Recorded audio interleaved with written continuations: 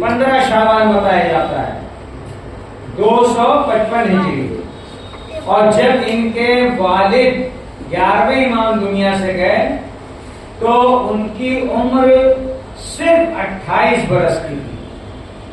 11वें इमाम की उम्र सिर्फ 28 बरस की थी और 28 बरस में आधे से ज्यादा उम्र उनकी कैद खाने में कर दी, क्योंकि जो उस वक्त का बादशाह होता था, खलीफा होता था, उसको इस बात का डर होता था कि मुसलमान लोग तो जाते हैं और इमामों से राब्ता करते हैं और उन्हीं के हो जाते हैं, लिहाजा कहीं ये लोग इकट्ठा होकर मेरे खिलाफ बगावत ना कर दें।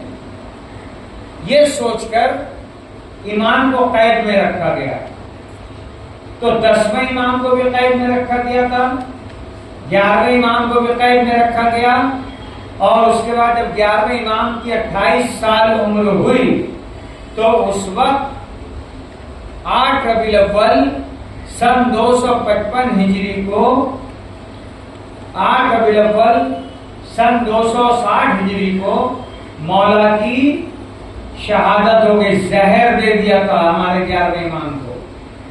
किसने दिया था? उसका नाम था मुअतमिद बिल्लाह।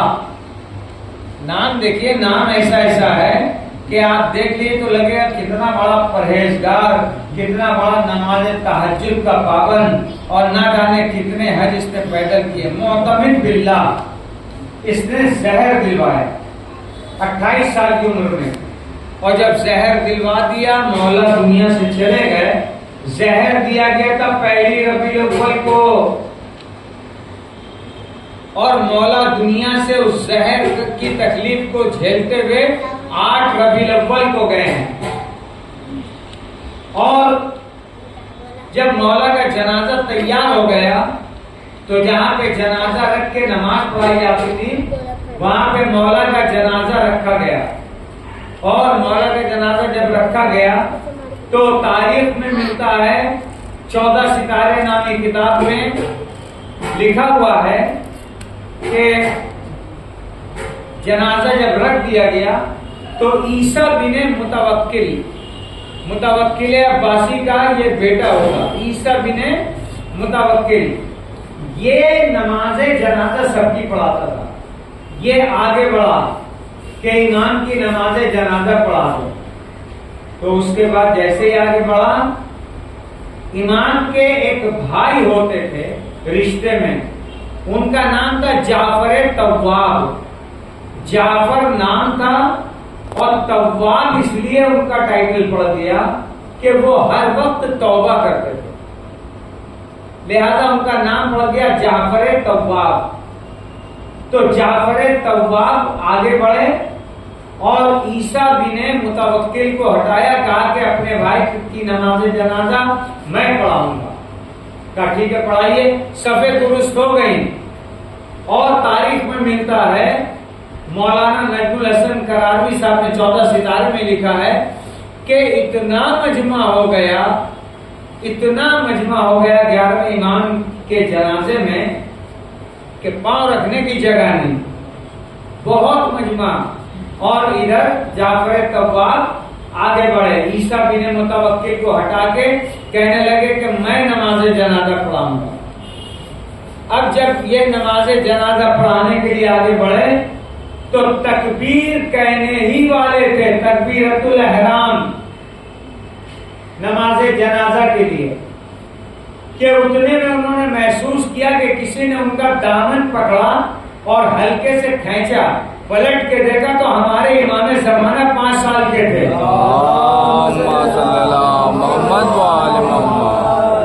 देखिए मौला के फदाइल आपको बहुत सुना है, वाह ईद वाली मजलिस मैंने बहुत पढ़ी, लेकिन ये हिस्ट्री भी जानना जरूरी है कि आज के डेट में हुआ क्या था। ये तारीख भी जानना जरूरी है। तो इमाम ज़माना अलैहिस्सलाम की बात हो रही है। 15 शाबान को निमन गुलामान अहले बैत की तरफ से हर साल जो महफिल होती है उसके बेहतरीन अनाउंसर जनाब अख्तर मिर्जा साहब यहाँ तशरीफ फरमा है।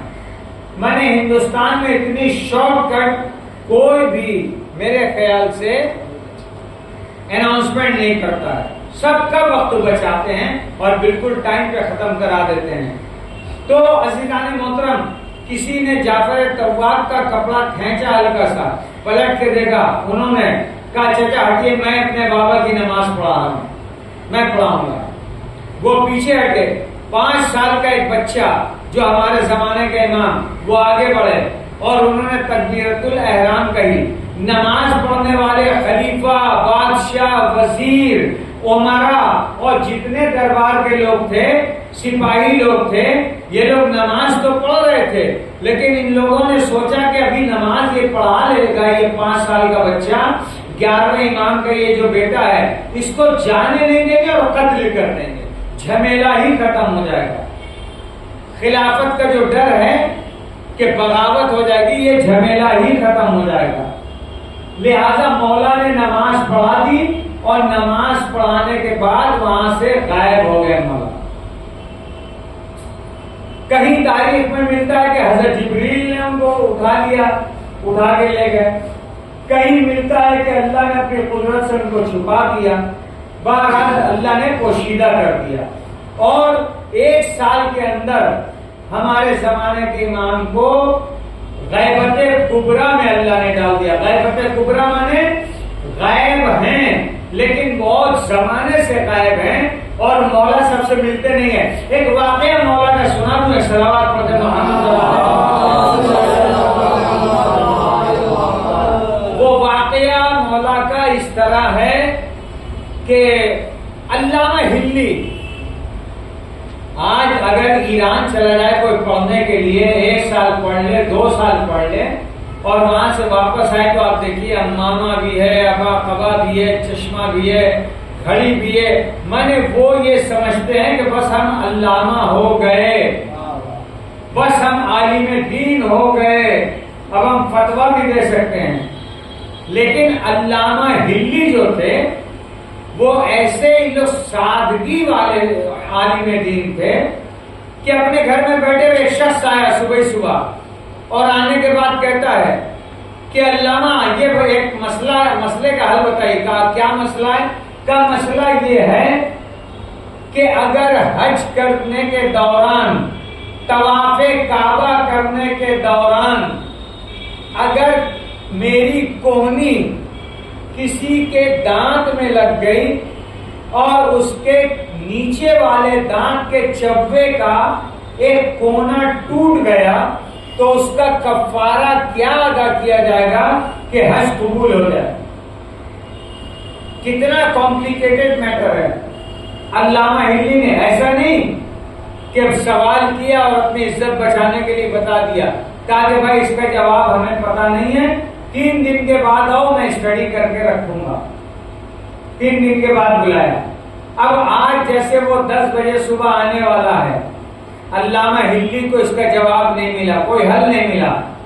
علامہ ہلی دیکھیے امام اپنے چاہنے والوں کو کتنا چاہتے ہیں، بس یہ بتانا چاہ رہا ہوں. علامہ ہلی کو جواب نہیں ملا.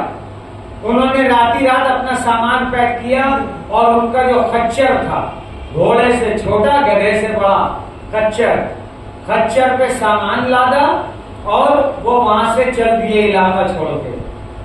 جب چل دیے تو اپنی دھن میں چلے جا رہے ہیں، گھر بار چھوڑ دیا اپنا. یہ سوچا کہ صبح جو آئے گا اس کو پتا چلے گا کہ میں نے ہجرت کر لی. اب عزیزان محترم، علامہ ہلی چلے جا رہے ہیں اپنی دھن میں. ایک مرتبہ کوئی آنے والا آیا، جنگل میں نور ہو گیا، روشنی ہو گئی اور خوشبو پھیلی، لیکن ابھی تک علامہ ہلی کو ہوش نہیں ہے. علامہ ہلی ابھی تک چلے جا رہے اپنی دھنکی میں. آنے والے نے ایک مرتبہ آواز دی کہ علامہ ہلی کیا بات ہے، کہاں جا رہے ہو اپنا گھر بار چھوڑ کے؟